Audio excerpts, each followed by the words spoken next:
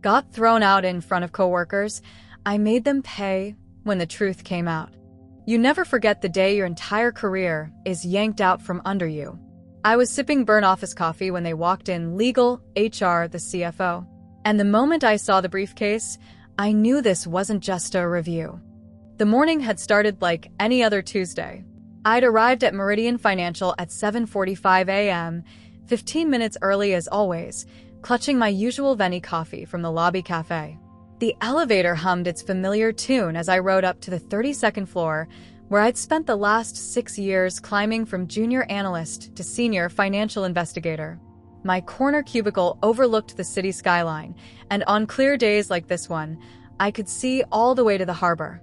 I remember thinking how peaceful everything felt. Sandra from accounting waved her usual good morning. Marcus from compliance nodded as he passed by with his stack of folders. Even Mr. Peterson, our notoriously grumpy department head, managed a grunt that almost resembled a greeting. The office buzzed with its typical energy, keyboards clicking, phones ringing, the occasional burst of laughter from the break room.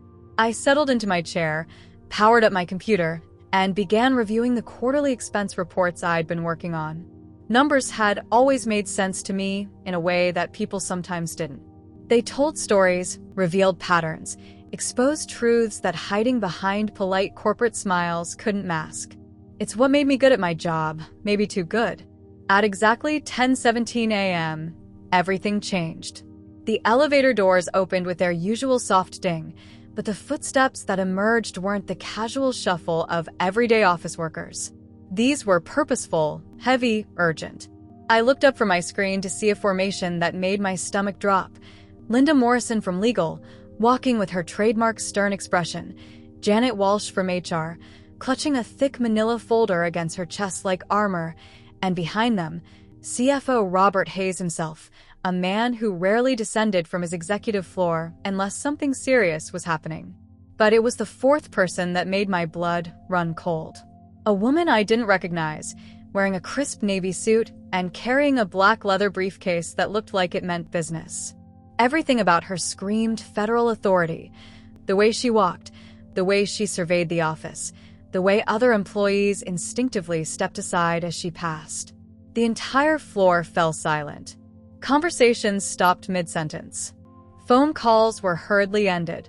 Even the perpetual hum of the copy machine seemed to quiet down, as if the office itself was holding its breath. They were walking directly toward me. My hands froze over my keyboard. The expense report on my screen suddenly felt like evidence of some crime I couldn't remember committing. My coffee turned bitter in my mouth as I watched them approach, their faces masks of professional neutrality that somehow felt more terrifying than outright anger would have been. Maya Johnson? Linda Morrison's voice cut through the silence like a blade. I nodded, not trusting my voice to work properly. We need you to come with us to conference room A. Now. The word, now, hung in the air with the weight of finality. There was no when you have a moment, or at your convenience. This was a command, not a request. I stood on shaking legs, acutely aware that every single person on the floor was watching. 63 employees, all pretending to work while their eyes tracked my movement. Some looked curious, others concerned, but a few, and this detail would haunt me later, looked like they'd been expecting this moment. The walk to conference room A felt like a death march. My heels clicked against the polished marble floor with each step, a sound that seemed unnaturally loud in the oppressive silence. The woman with the briefcase walked slightly behind me, and I could feel her eyes boring into the back of my head, cataloging every nervous gesture, every sign of guilt she thought she was seeing. Conference room A was where they held the important meetings, board presentations, client negotiations, terminations. The walls were lined with awards and certificates, testimonials to Meridian Financial's integrity and excellence. The mahogany table could seat 20 people, but today there were only 5 chairs arranged at one end, for on one side, one isolated on the other. They directed me to the single chair. Linda Morrison opened her folder and pulled out a thick stack of papers. Janet Walsh activated a small recording device and placed it in the center of the table. CFO Hayes remained standing, his arms crossed, his face grim. The federal woman, because that's what she had to be, opened her briefcase with the precision of a surgeon preparing for an operation. "Maya Johnson," Linda began, her voice formal and cold, "you are being terminated from Meridian Financial, effective immediately, for gross misconduct, theft of company funds, and fraudulent financial reporting." The words hit me like physical blows. Theft. Fraud. The room seemed to spin around me as she continued reading from what I now realized was a termination letter. "Our internal audit has discovered that over the past 4 months, you have systematically diverted company funds into unauthorized accounts, manipulated financial records to cover your tracks, and engaged in a pattern of criminal behavior that has cost this company significant monetary losses." I opened my mouth to speak, to defend myself, to explain that they were wrong, but Linda held up her hand. "Furthermore, we have evidence of your access to confidential financial systems outside of your authorized scope, unauthorized copying of proprietary company data, and communication with external parties regarding sensitive internal matters." Each accusation felt more surreal than the last. I was hearing about crimes I supposedly committed, seeing documents I allegedly forged, learning about a version of myself that didn't exist. The federal woman slid a photograph across the table, security camera footage showing someone at my computer terminal after hours. The timestamp showed 11:47 p.m. on a Tuesday 3 weeks ago. "I wasn't even here that night," I managed to whisper. "I was at my sister's birthday dinner. There are witnesses." "The digital records don't lie, Ms. Johnson." Hayes spoke for the first time, his voice filled with disappointment that seemed genuine. "Your access card was used. Your password was entered. Your computer was logged into." The federal woman finally spoke, her voice crisp and authoritative. "I'm Agent Sarah Chun with the FBI's Financial Crimes Division. You're not under arrest at this time, but I strongly advise you to retain legal counsel. We'll be in touch." FBI. The word echoed in my head like a gunshot. This wasn't just about losing my job. This was about my entire future, my reputation, my freedom. Security appeared at the door before I even realized the meeting was over. 2 guards in navy blue uniforms, one carrying an empty cardboard box. "You have 5 minutes to collect your personal belongings," Linda announced. "Company property remains here. That includes your laptop, files, and any documents in your possession." The walk back to my desk was a blur of shocked faces and whispered conversations. My colleagues, people I'd worked alongside for years, shared coffee breaks with, celebrated birthdays with, now looked at me like I was a stranger. Some averted their eyes entirely. Others stared with undisguised fascination, as if watching a train wreck in slow motion. My hands shook as I emptied my desk drawers. A coffee mug my niece had given me for Christmas. A small succulent plant that had somehow survived my black thumb. A framed photo of my family from last summer's reunion. Personal effects that suddenly felt like the remnants of someone else's life. Marcus from compliance couldn't meet my eyes as I passed his desk. Sandra from accounting actually stepped back when I walked by, as if whatever I was accused of might be contagious.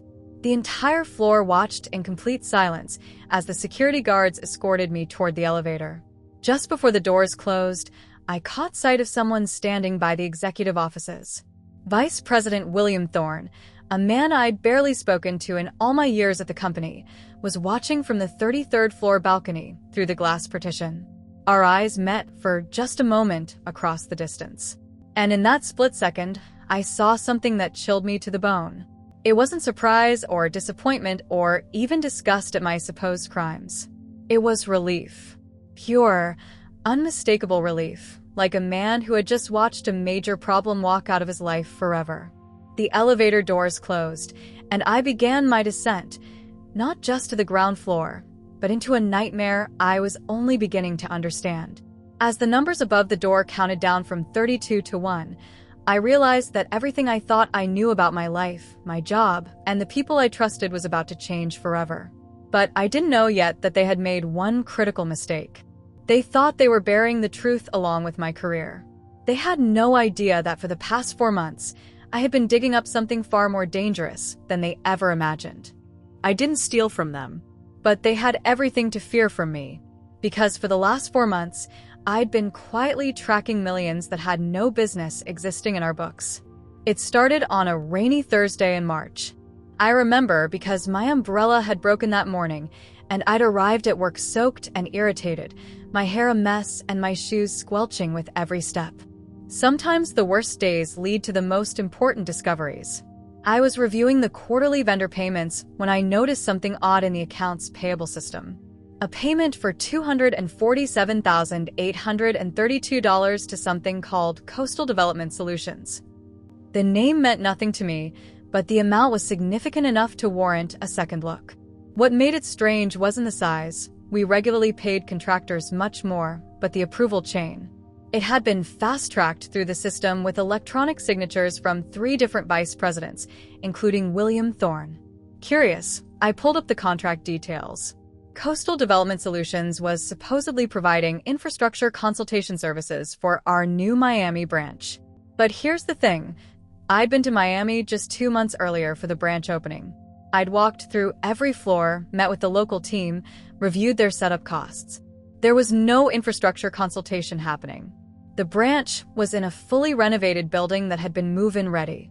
I told myself it was probably just a timing issue.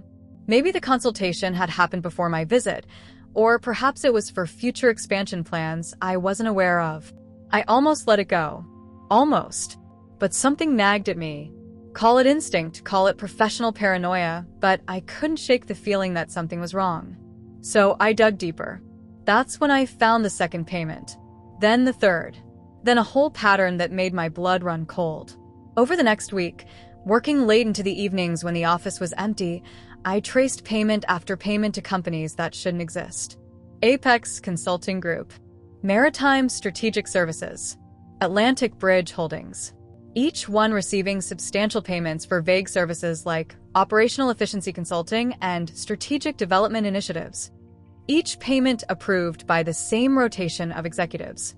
Each supposedly tied to projects that I could never quite verify actually existed. The amounts were staggering. In 4 months, I'd found over $8 million flowing to these phantom companies. But that was just the beginning. I started pulling bank routing numbers, cross-referencing them with our legitimate vendor database. What I found made me physically sick. These companies weren't just fake, they were sophisticated fakes. They had websites, LinkedIn pages, even fake employee profiles. Someone had invested serious time and money into creating an entire ecosystem of fraudulent businesses. But the real breakthrough came when I traced the shell company's banking information. Late one night in April, alone in the office with nothing but the hum of servers and the distant sound of city traffic, I discovered that all these fake companies were funneling money through a series of offshore accounts. The Cayman Islands, Switzerland, Singapore. A complex web of financial transactions designed to obscure the money trail. That's when I realized this wasn't just embezzlement.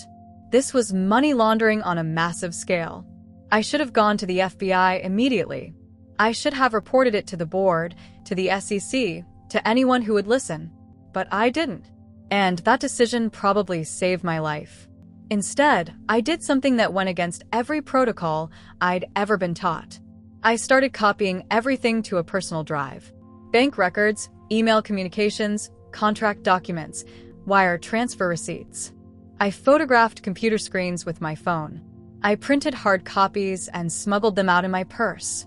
I became a one-woman intelligence operation, working in the shadows of a company that was supposed to be my professional home. The deeper I dug, the more terrified I became. This wasn't just about stealing company money. This was about using Meridian Financial as a front for washing dirty money from God knows where. Drug cartels? Foreign leaders? Terrorist organizations? The offshore accounts were so layered and complex that I couldn't trace the original source, but the amount suggested something far more sinister than simple corporate greed. And the people involved weren't just any employees. These were executives, board members, people with access to every system and every secret the company had. William Thorne's name appeared on dozens of approval documents. CFO Hayes had personally signed off on several of the largest transfers. Even Linda Morrison from legal had drafted contracts for companies that existed only on paper. By May, I had documented evidence of over $27 million in fraudulent transactions. I had traced the money through 12 different shell companies and 16 offshore accounts. I had names, dates, amounts, and a paper trail that would make federal prosecutors weep with joy. But I also had something else, the growing realization that I was being watched. It started small. My computer would be warm when I arrived at work, even though I'd shut it down properly the night before. Files I'd accessed would show different timestamps than I remembered. My security badge logs showed building access at times when I definitely wasn't there. The paranoia grew when I noticed William Thorne paying unusual attention to my work. He'd stop by my cubicle with casual questions about my projects, asking about specific reports with an intensity that felt anything but casual. When I mentioned working late on routine audits, his smile never quite reached his eyes. That's when I made the decision that probably saved my life. I created a duplicate of everything and hid it somewhere they'd never think to look, tucked inside an old photo album at my Aunt Claire's house in Philadelphia, mixed in with family pictures from decades past. If something happened to me, if I disappeared or died in some convenient accident, at least the evidence would survive. I thought I was being careful. I thought I was smarter than them. I thought I had time to figure out the best way to expose the truth without destroying innocent people's lives in the process. I was wrong. They weren't just watching me. They were already planning to destroy me first. I should have known they were watching me too. The fake audit wasn't for justice. It was a purge. And I was the first one on the list. The first sign that my world was crumbling came 6 hours after I'd been escorted out of Meridian Financial. I was sitting in my studio apartment, still in shock, still clutching the cardboard box of my personal belongings like some pathetic security blanket, when my laptop screen suddenly went blue. Not the normal blue screen of death that every computer user dreads. This was different. The screen flickered once, twice, then displayed a message I'd never seen before. Remote system access terminated. All data has been secured for company protection. My heart stopped. This wasn't a crash. This was a remote wipe. Someone, somewhere, had just erased everything on my personal computer. For years of work, family photos, personal documents, bank records, everything. Gone in seconds. I frantically tried to restart it, pressing every key combination I could remember, but the laptop wouldn't even boot up. The hard drive had been completely fried, turned into nothing more than expensive plastic and metal. They hadn't just fired me, they digitally assassinated me. But that was only the beginning. Within an hour, I discovered that my cloud storage accounts had been locked. Dropbox, Google Drive, OneDrive, all showing the same message. Account suspended pending investigation of illegal activity. My personal email was bouncing messages back to senders. Even my social media accounts had been restricted. They weren't just silencing me. They were erasing me from the digital world entirely. The phone calls started that evening. First, it was my neighbor, Mrs. Rodriguez, whispering nervously about unmarked cars parked outside my building. Then my sister called, worried because 2 men in suits had shown up at her workplace asking questions about me. By midnight, I had 17 missed calls from friends and family members who'd been contacted by people claiming to be federal investigators. The message was clear. Anyone associated with Maya Johnson was now under scrutiny. By the end of the first week, the real extent of their reach became terrifyingly obvious. I applied for 3 different jobs, positions I was overqualified for at smaller firms that should have been desperate for someone with my experience. Each time, I made it through the initial phone screening, but the moment they ran a background check, the offers evaporated. "I'm sorry, Ms. Johnson," the hiring manager at Preston and Associates told me, his voice uncomfortable and evasive. "We've decided to go in a different direction." Different direction. It was the polite way of saying that whatever information they'd found about me had scared them away from hiring me permanently. I tried reaching out to former colleagues, people I'd considered friends. Marcus from compliance wouldn't take my calls. Sandra from accounting hung up the moment she heard my voice. Even my former supervisor, Janet Walsh, sent me straight to voicemail. The few who did speak to me whispered nervously about rumors circulating through the company that I'd been stealing for years, that the FBI was building a massive case against me, that anyone who helped me might be considered an accomplice. The isolation was suffocating. In less than 2 weeks, I'd gone from being a respected financial professional to being a social pariah. My professional network had been systematically poisoned against me. My reputation in the industry was in ruins. Even job recruiters who'd once courted me aggressively now avoided my calls like I carried some kind of corporate plague. But the real terror came when I realized they weren't content to just destroy my career. They wanted to make sure I could never fight back. My apartment lease was mysteriously under review by the management company. My bank account was flagged for suspicious activity, freezing my access to my own savings. My car insurance was canceled due to discrepancies in provided information. Every system I relied on to live a normal life was being turned against me. I was being systematically crushed, and there was nothing I could do about it. That's when the paranoia really set in. Was the man in the coffee shop really reading a newspaper, or was he watching me? Were those footsteps behind me on the street just coincidence, or was someone following me home? Every phone call could be monitored. Every email could be intercepted. Every move I made could be tracked and reported back to people who had already decided I was guilty. I started sleeping with a baseball bat beside my bed. I changed my daily routine, taking different routes to the grocery store, varying the times I left my apartment. I paid for everything in cash, avoided using credit cards or anything that could create a digital trail. I was living like a fugitive, but I hadn't committed any crime except discovering the truth. The worst part was the gaslighting. Whenever I tried to tell anyone what was really happening, that I'd been framed, that there was a massive money laundering operation at Meridian Financial, they looked at me with the same expression. Pity mixed with suspicion, like I was a desperate person making up elaborate conspiracy theories to avoid taking responsibility for my actions. Maybe you should focus on getting a lawyer, my sister suggested gently. Maybe stop talking about these theories and start dealing with reality. Reality. As if the evidence I'd spent months collecting wasn't real. As if the shell companies and offshore accounts were figments of my imagination. As if I'd somehow fabricated bank records and wire transfers in some elaborate self-sabotage scheme. But here's the thing they didn't know. I wasn't completely helpless. Because 3 weeks earlier, on a quiet Sunday afternoon when the paranoia was just beginning to creep in, I'd made a decision that seemed overly cautious at the time. I'd driven to Philadelphia to visit my Aunt Claire, and while she was making tea in her kitchen, I'd slipped something between the pages of her old photo albums. Every document, every bank record, every piece of evidence I'd collected over 4 months of investigation. All of it safely hidden away in the last place anyone would think to look, tucked between faded pictures of family barbecues and birthday parties from decades past. They thought they'd silenced me. They thought they'd buried the truth along with my career. But some truths are too big to stay buried forever. I didn't want revenge. I wanted accountability. But when you're a Black woman with the truth, people call you angry before they call you right. 3 months into my exile from the corporate world, I was living off my dwindling savings and the occasional freelance bookkeeping job that paid under the table. My world had shrunk to the size of my studio apartment, grocery runs at odd hours, and long nights staring at the ceiling wondering if I'd ever be able to prove my innocence. That's when I remembered Sarah Martinez.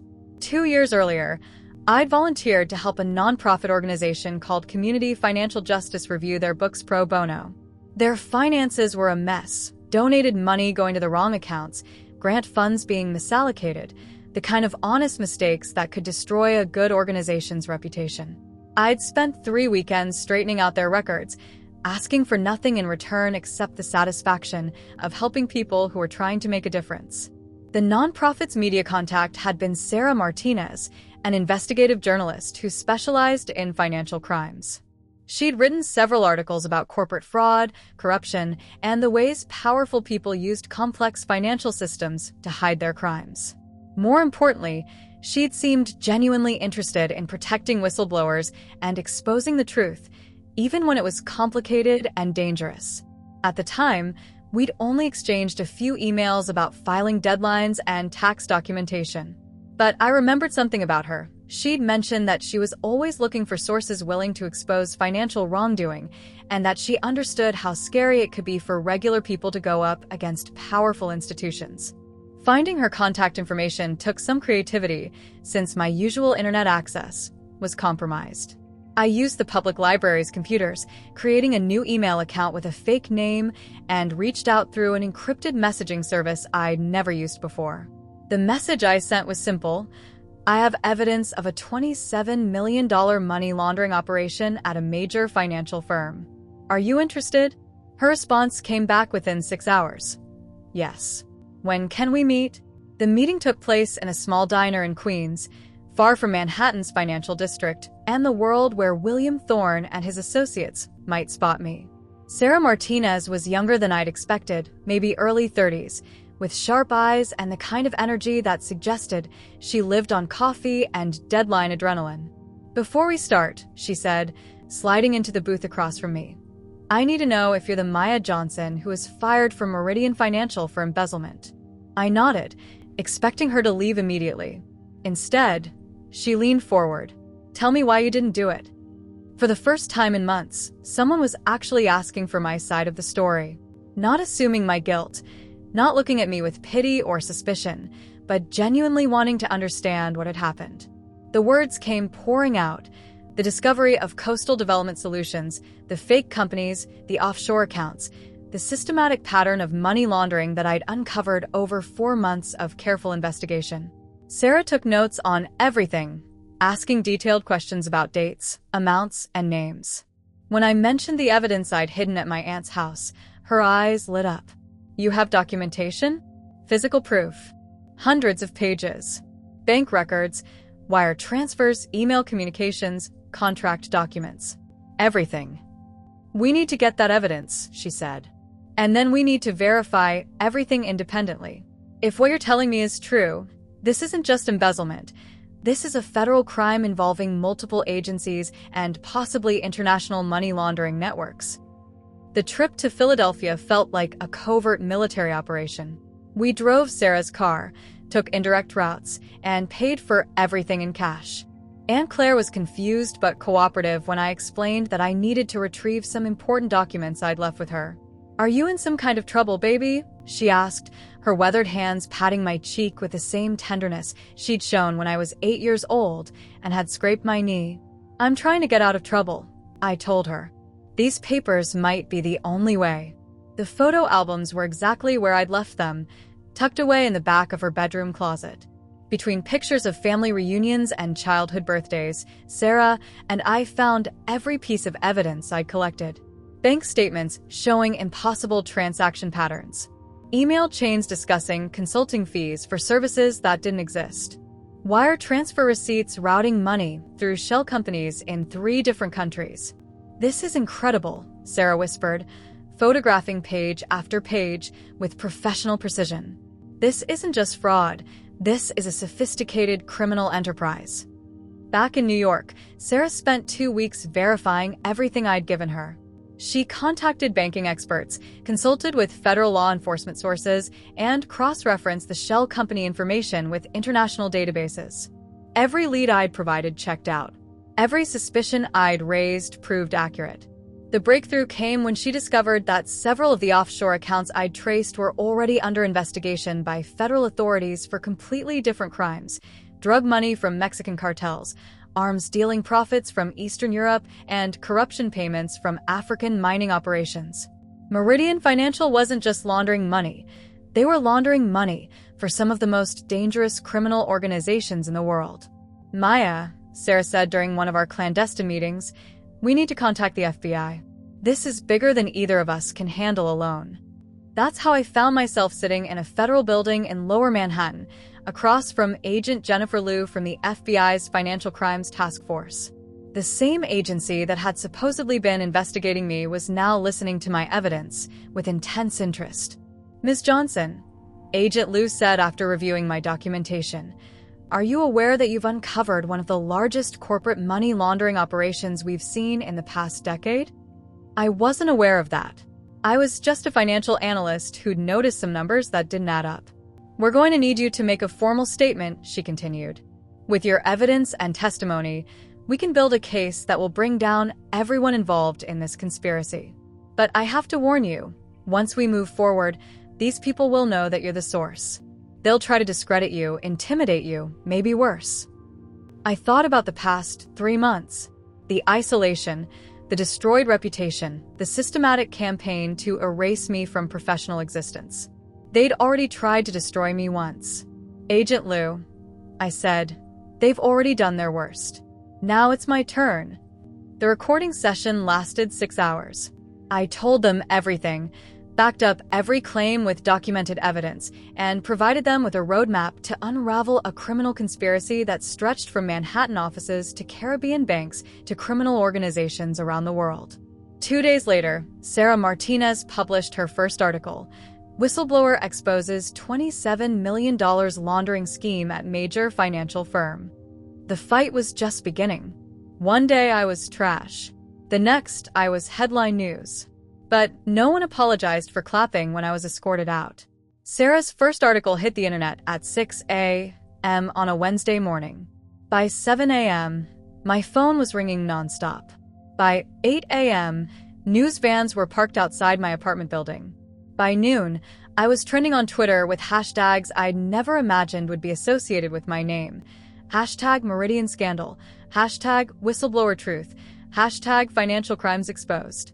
The headline read, Former Employee Exposes Massive Money Laundering Ring at Meridian Financial. Below it was my photo, not the professional headshot from my LinkedIn profile, but a grainy security camera image of me being escorted out of the building 3 months earlier, looking shocked and defeated. The visual contrast was intentional and powerful. The woman they'd destroyed versus the truth she was fighting to reveal. Sarah had done her homework brilliantly. The article didn't just present my accusations, it presented independently verified facts. She'd traced every shell company through international business registries. She'd confirmed the existence of offshore accounts through banking sources. She'd even gotten former Meridian employees to speak anonymously about suspicious transactions they'd witnessed but been afraid to report. But the real bombshell was the connection she'd made to ongoing federal investigations. The article revealed that the FBI had been tracking some of the same offshore accounts in connection with cartel money, Eastern European arms dealers, and corrupt officials from 3 different countries. Meridian Financial hadn't just been embezzling, they'd been providing financial services to some of the world's most dangerous criminals. The response was immediate and explosive. Within hours, Meridian Financial stock price had dropped by 30%. Trading was suspended twice as investors fled in panic. The company's official response was a hastily written statement denying all allegations and promising full cooperation with any legitimate investigation, but their lawyers were clearly scrambling. By Thursday morning, the story had been picked up by every major news outlet. CNN, MSNBC, Fox Business, The Wall Street Journal. Everyone wanted to interview the woman who'd exposed the scandal. My phone rang constantly with requests from producers, reporters, and talk show bookers who suddenly wanted to hear every detail of my story. The timing couldn't have been more perfect. Congress was already investigating financial crimes in the banking sector, and my revelations provided them with a ready-made case study in corporate corruption. Elizabeth Warren's office called personally to request my testimony before the banking committee. But the real satisfaction came Friday morning when I woke up to breaking news alerts on my phone. FBI raids Meridian Financial headquarters. Federal agents seize records in money laundering investigation. Meridian Financial VP and CFO named in federal indictment. The images were everything I dreamed of during those dark months of isolation. FBI agents carrying boxes of evidence out of the same building where I'd been humiliated.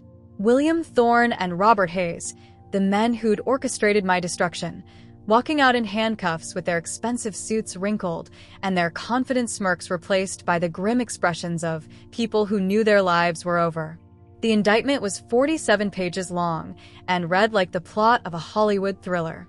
Wire fraud, money laundering, conspiracy to defraud, racketeering, charges that carried potential sentences of decades in federal prison.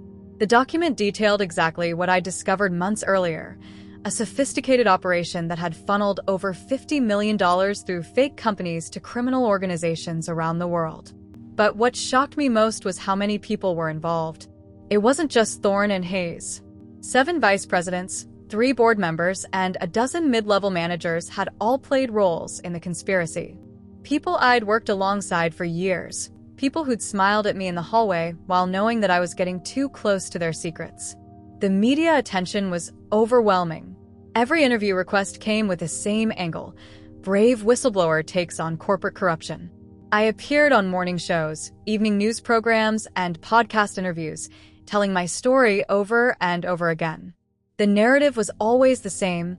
I was the hero who'd risked everything to expose the truth. But here's what nobody talked about. Where were all these supporters when I was being destroyed? Marcus from compliance, who now gave interviews praising my courage and integrity, had refused to take my calls when I was desperate for someone to vouch for my character.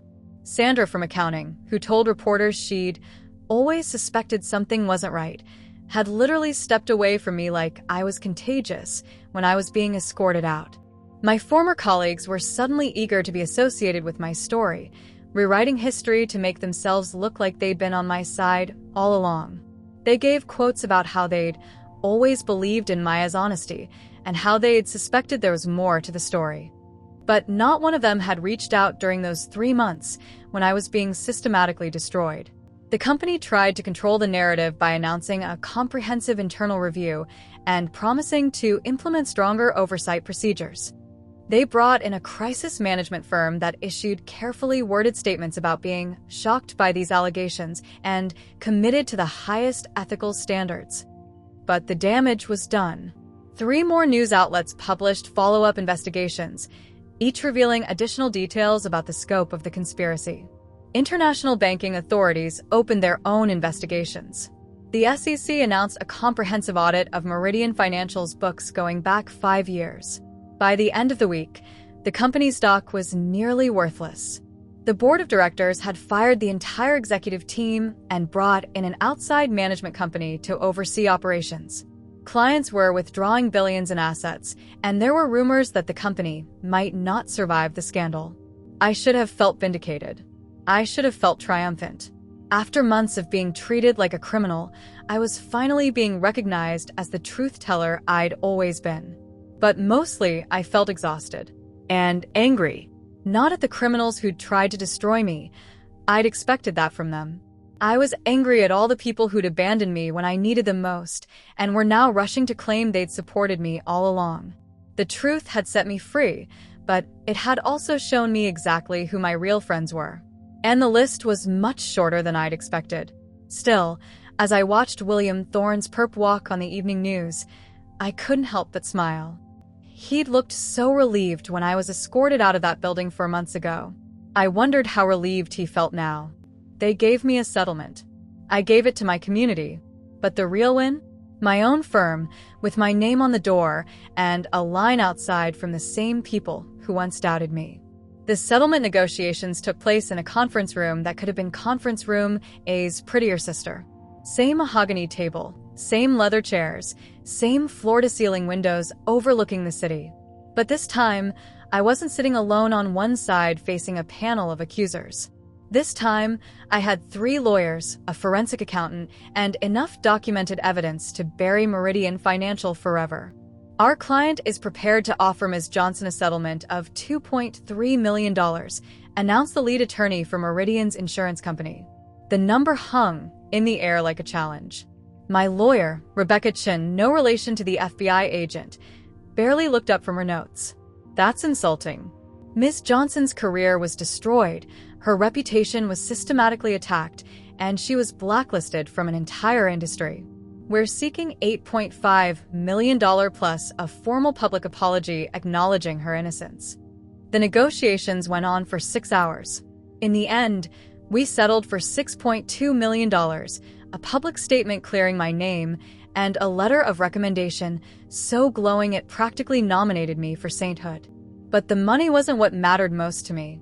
What mattered was the phone call I made the next day to Community Financial Justice, the nonprofit where I'd first met Sarah Martinez.